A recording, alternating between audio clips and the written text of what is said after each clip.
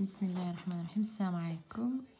Aujourd'hui, on va faire un petit cours sur les bonnes choses, les bonnes personnes, le paradis et ainsi de suite. Voilà. Les bons seront certes dans un jardin de délices, signifie le paradis, et les libertins seront certes dans une fournaise, veut dire en enfer. Sachez que vous savez c'est quoi, de qui Allah parle quand il dit les bons. Eh bien les bons c'est celui qui vont obéir à Allah, s'instruire et faire ce que Allah demande, donc les obligations, les 5 prières, le jeûne, donc je l'avais expliqué, l'attestation de foi, de n'associer rien à Allah Azza wa Jal, de faire le pèlerinage selon ses moyens et la zakat. Donc voilà, ça fait partie des bons. Mais tout cela doit être encore fait avec sincérité.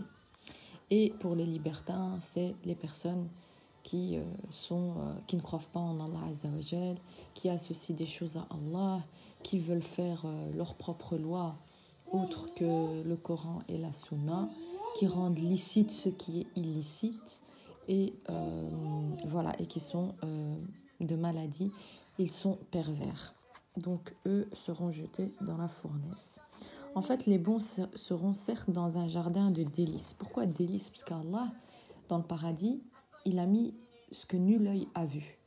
C'est-à-dire la nourriture que vous voyez ici, l'alimentation que vous avez sur terre, n'a rien à voir avec l'alimentation de l'au-delà. Car nul œil ne l'a vu, si ce n'est que le prophète alayhi salatu wassalam, et ce que Dieu a voulu donc montrer à notre bien-aimé prophète alayhi salatu wassalam. Donc voilà. Donc on continue, c'est-à-dire dans ce monde, le barzakh est au paradis. Donc en fait le barzakh c'est quoi? C'est quand on dort, on va dans une autre dimension qui est aussi celle qu'on rencontre quand on est dans la tombe. Eh bien on passe par le barzakh. Eh bien au moment du sommeil c'est pareil, on passe par le barzakh qui donc est un autre monde où on rencontre donc les âmes et ce qu'on ne connaît pas du barzakh en fait, voilà. Parce que les âmes, elles, n'ont pas de rappel par rapport à ce qu'elles voient quand, donc, au moment du sommeil, elles s'endorment et qu'elles voyagent. Quand on se réveille, on n'a plus de souvenirs de ce qu'on a vu du barzakh, si ce n'est que les rêves, d'accord? Et des fois, ça peut être des rêves révélateurs, donc qui viennent d'Allah. Des fois, ça peut être des rêves qui viennent du diable. Comme j'avais expliqué, les rêves, il y en a de 3 sortes. Donc, qui viennent du diable ou bien de votre inconscient, quelque chose à quoi vous avez pensé toute la journée. Et donc, elles restent donc dans votre rêve une fois que vous allez vous endormir. Donc, voilà. Les meilleurs rêves sont d'Allah Azza wa Jal et on sait les reconnaître dû donc à la forme du rêve et la bonne annonce que ce rêve nous apporte. Il faut s'y accrocher parce que des fois Allah nous montre des choses qu'on n'en a pas la connaissance et par sa sagesse et sa miséricorde, eh bien il nous apprend des choses par le biais du rêve. Donc le rêve, c'est une porte qui n'est pas donnée à tout le monde, mais si vous n'arrivez pas à rêver ou que vous ne faites pas de rêve mais plus de cauchemars, il faut regarder à ce moment-là vos actions que vous faites quotidiennement, comme je l'avais dit, sur terre. C'est peut-être de là que ça vient. Et pour pouvoir faire en fait des beaux rêves, il faut toujours être sur ta'atullah, d'accord, sur la taqwa, et faire des efforts, d'avoir cette sincérité, de vouloir toujours augmenter sa foi, même si on sait qu'on n'est pas parfait. On fait tout pour se rapprocher de la perfection et d'un des noms d'Allah qui est le parfait. D'accord? Donc, voilà. Donc, le barzakh, c'est un monde parallèle.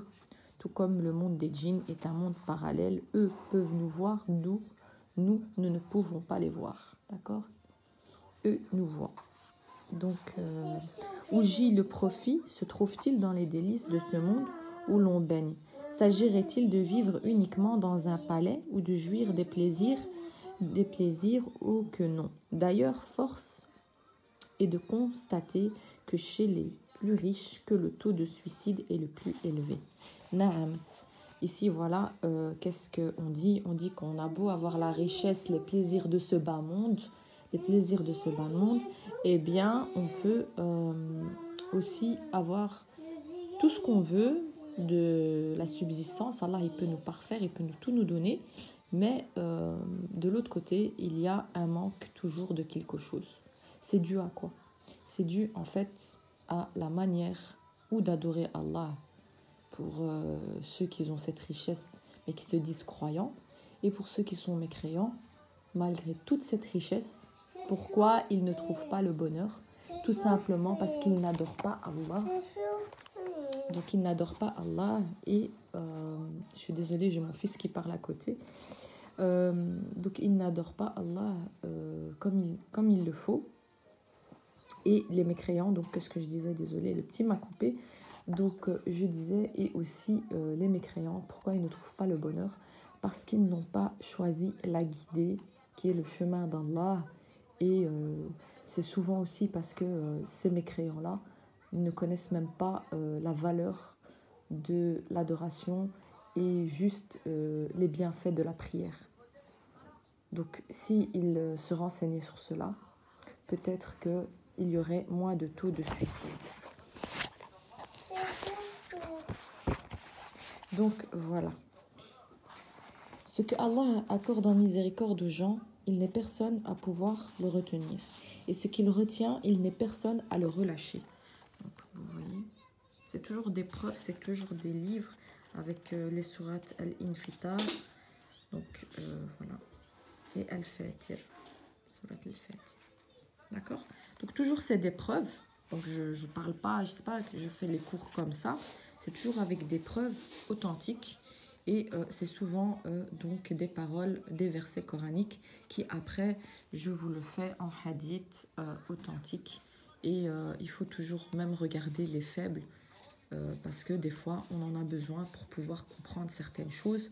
Mais il faut aussi regarder les hadiths des Ahl al-Bayt qui sont très très importants, que pas beaucoup de gens ne connaissent. Et pourtant, il faut connaître aussi les hadiths des descendants du prophète alayhi salatu wassalam. Et donc ne pas rester juste bloqué sur les hadiths des compagnons et des femmes du prophète, parce que le mérite vient aussi au Ahl al-Bayt, à qui il faut donner donc cette importance avant toute autre importance. Donc d'abord les Ahl al-Bayt et puis les compagnons. C'est comme ça que ça fonctionne, d'accord? C'est pas le contraire. Donc c'est d'abord le prophète, et qui dit le prophète dit sa famille, d'accord? Et puis c'est les compagnons, d'accord? Donc voilà, Dieu, il enrichit qui il veut, d'accord? Que ça soit bon ou mauvais. Mais si vous avez des problèmes dans votre vie et des épreuves, il faut aller voir à cause de quoi.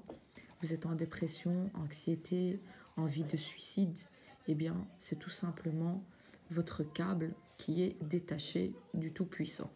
Une fois que le câble se détache, eh bien, il n'y a que trou noir, vide et cercle vicieux et fréquentation mauvaise. D'accord?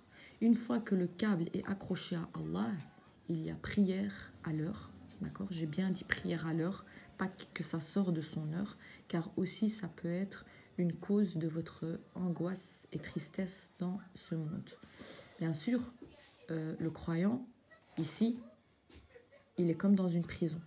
Le croyant, la terre, c'est une prison pour lui. La délivrance sera dans l'au-delà. Pourquoi? Parce qu'en fait, il passe d'épreuve en épreuve et il doit passer des épreuves, comme Allah il dit, et vous pensez qu'on vous a créé pour dire on croit, donc sans vous éprouver. Vous allez être éprouvé, pas comme les messagers, mais Allah va vous éprouver par la faim, la peur, d'accord, et la diminution de biens. Voilà. Donc, il se peut qu'Allah Azza wa Jal retienne la miséricorde pour qu'elle n'atteigne pas un palais comme il peut la répandre dans une bicoque. Le bonheur n'est pas contenu dans les objets, donc dans le matériel, d'accord? c'est le bonheur.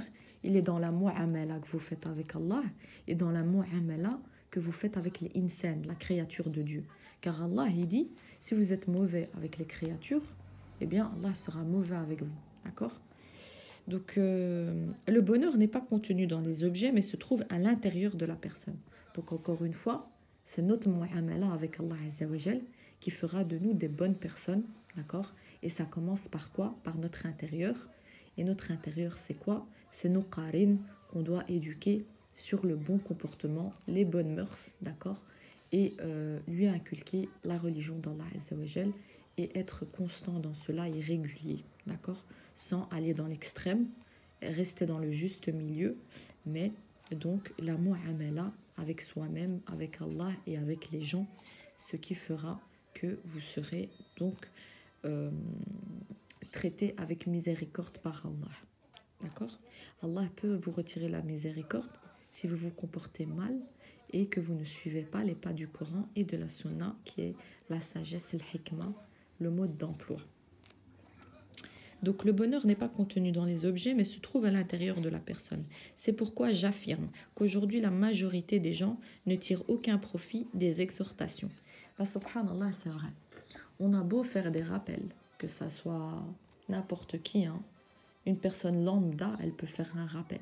Eh bien, on n'en tirera pas beaucoup de choses, en fait. C'est plus de